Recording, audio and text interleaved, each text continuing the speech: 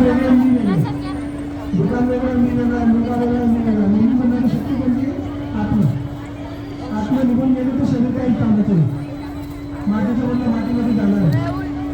जिवंत म्हणलं त्याला आपण मोठे भाऊ दादा साहेब आणि आत्मा निघाली त्याला काय होतं? पेट झालं.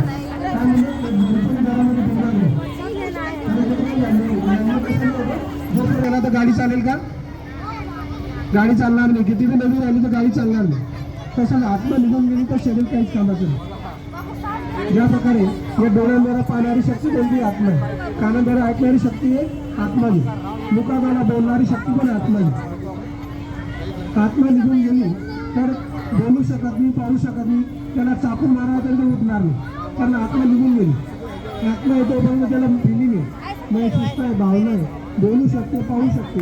पाहणारी शक्ती आत्मा आहे, बोलणारी शक्ती आत्मा आहे. तर आपण आत्मा आहे, शरीर नाही. शरीरात यशासारखं आहे. यश हा जुनं झालं, फाटकं झालं त्याला आपण फेकून येतो.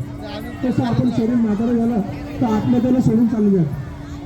आणि परमात्मा श्री ज्योतिबिंदू सोडून तर आपल्या आत्म्याचा पिता कोण आहे? परमात्मा. जसं मंदिरमध्ये जाता आपण काय म्हणतो? तुम्ही माता पिता तुम्ही, तुम्ही बंधू सखा तुम्ही. तर ते माता पिता कोण आहे?